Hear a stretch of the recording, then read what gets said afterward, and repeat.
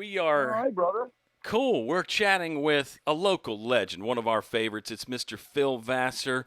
Phil, thanks so much for taking the time to come on and talk to us. And we're going to cover a lot of things, but let's talk about your covers here, your piano bar cover series.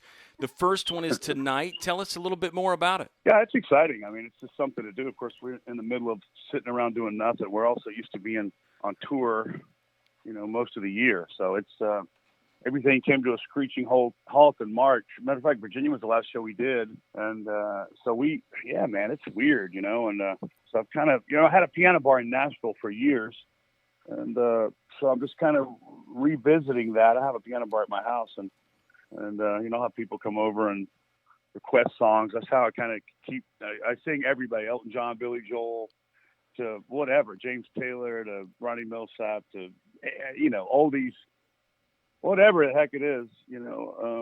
So that's kind of what it is. I do a lot of my heroes like Seeger and Petty and all that kind of stuff too. But yeah, man, people are sending in requests, and we're just we're just gonna play it and have some fun, and I'm just excited about the whole thing. We're doing it every other week, and so we're gonna try to keep doing these things for a while, and as long as we can. And I just love it. Well, let's dive into a little bit more about it. But first, where can folks watch it? Is it your website to watch it? Yeah, you can log on to philvassar.com, and there's a link to get on. And it's we're doing T-shirts for Phil's Piano Bar and all kinds of cool stuff. It's really neat. It's a different way of doing it, but we run this thing through my studio, and it sounds good. I think it's going to sound really good, and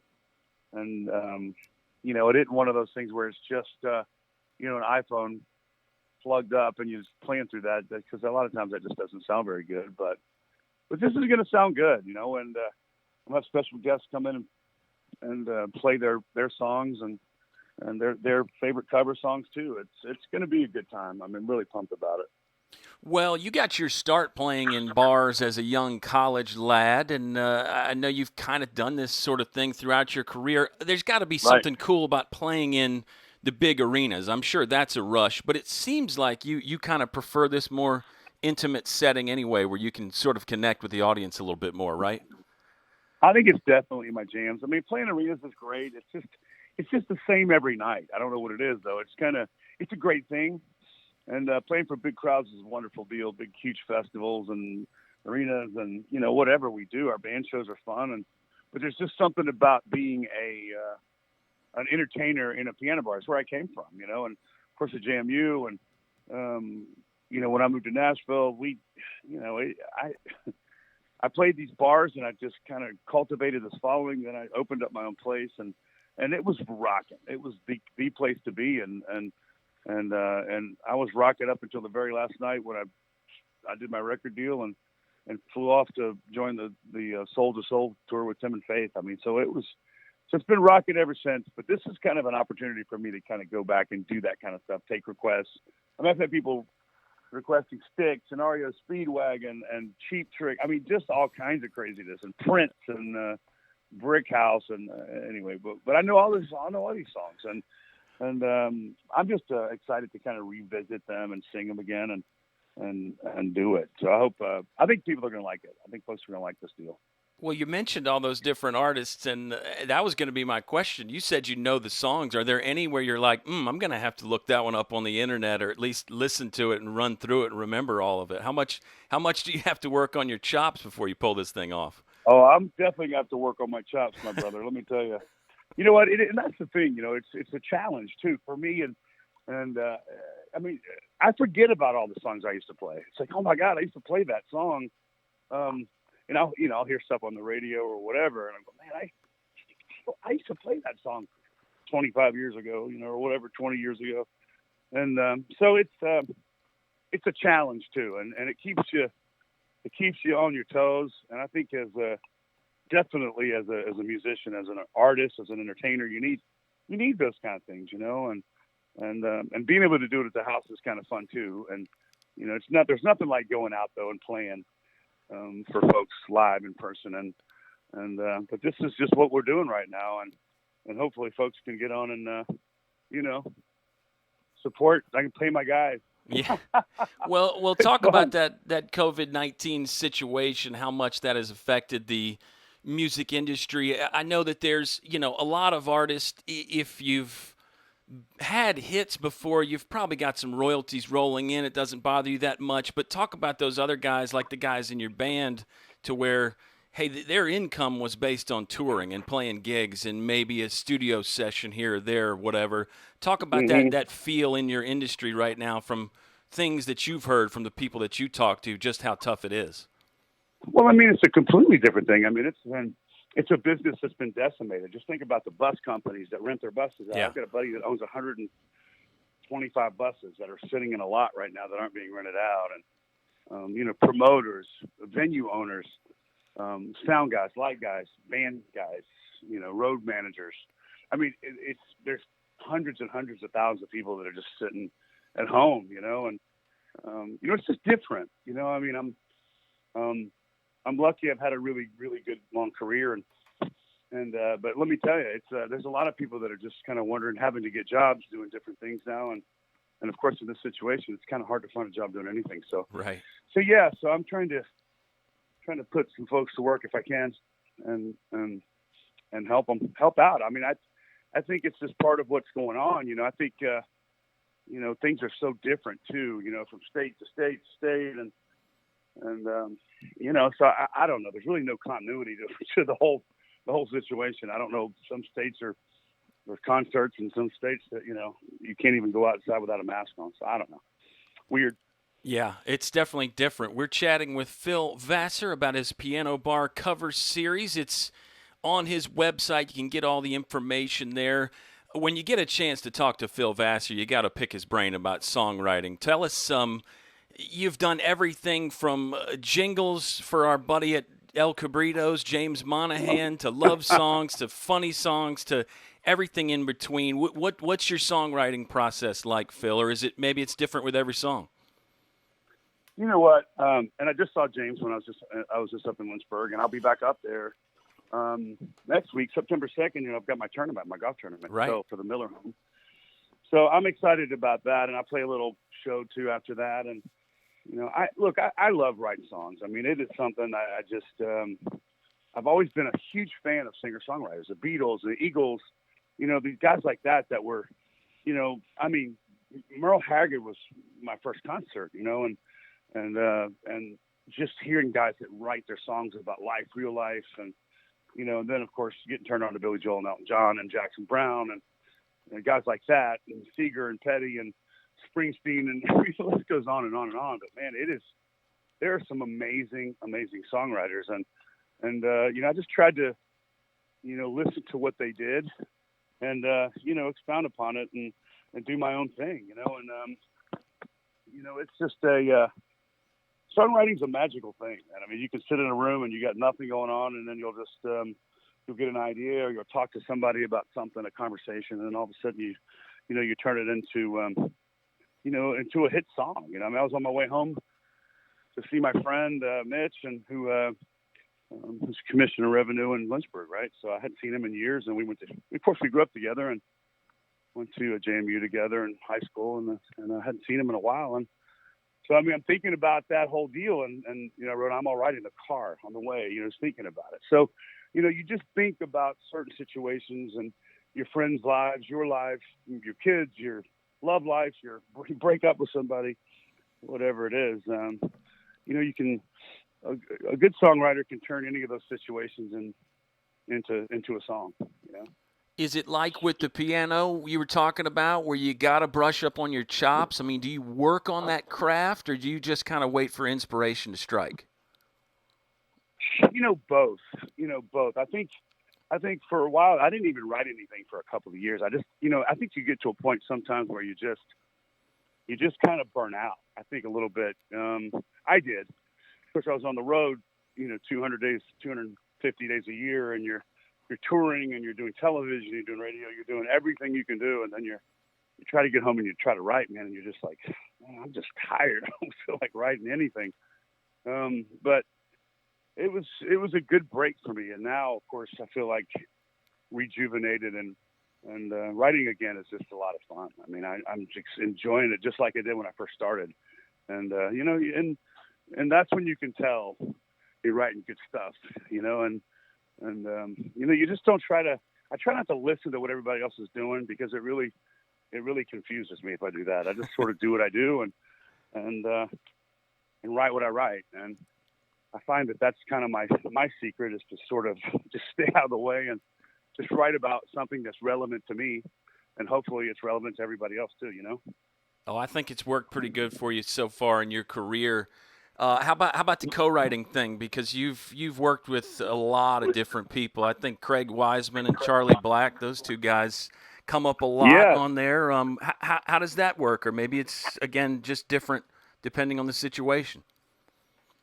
Well, I mean, it's interesting. You just meet certain people that you click with on a personal level, on a writing level.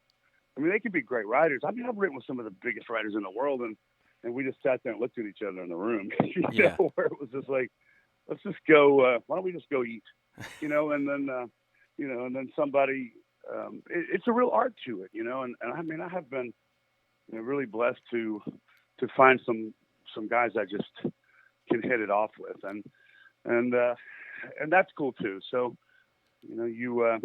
you find somebody you're comfortable with, and that way you can kind of, because songwriting is sort of a revealing, telling thing. You got to really, really open up and be vulnerable. And a lot of people have a hard time doing that, and especially to somebody you don't know. And there's something about being with somebody you know well, and that's a friend, and you can kind of open up to them about situations or something that are really personal, and you can write about it. Very cool stuff. We're chatting with Phil Vassar. He's got his Piano Bar cover series starting up soon. Okay, let's get back to those Virginia roots here for a little bit, Phil. You mentioned you come in town a lot. You're not a guy that's ever been one to put on a disguise so you can go to the grocery store or anything. You don't mind chatting with people and people knowing who you are. Is that just the regular Phil Vassar, or do you have to kind of guard yourself a little bit? Well, I don't think so. Not when I come home. Right. I mean, I love coming, and I try to get back to Lynchburg as much as I can. So, my mom and, of course, my sister and John, my brother-in-law, and it's kind of cool. My nieces are Peyton's down here now. She moved here after Liberty, and so she's down in Nashville, and my other niece, Erin, of course, was here for the summer, and she's senior at James Madison. And so it's kind of fun having my family here too, with all my girls, which is my whole life is girls, so my daughters are growing up, and I just, I don't know, the older I get, the more sentimental I get to see my friends and back home. It's really awesome. I love it. And so I try to get home as much as I can. I know I get home 2 or 3 times at least a year, but I'm trying to come home now that I have more time, since I'm not touring every day of my life. Right. So. Well, I think, as far as you taking requests for your cover series, I'm going to request maybe another Virginia music legend. I think you need to grab some Bruce Hornsby or something like that, or you could even take it all the way back and go Ralph Stanley if you could make that work on the piano, which I'm sure you could. Oh, Ralph is awesome, man. Bruce Hornsby is, of course, one of my very favorites. Sure. Of course, nobody can play like that guy. Well, that's true. But here we go.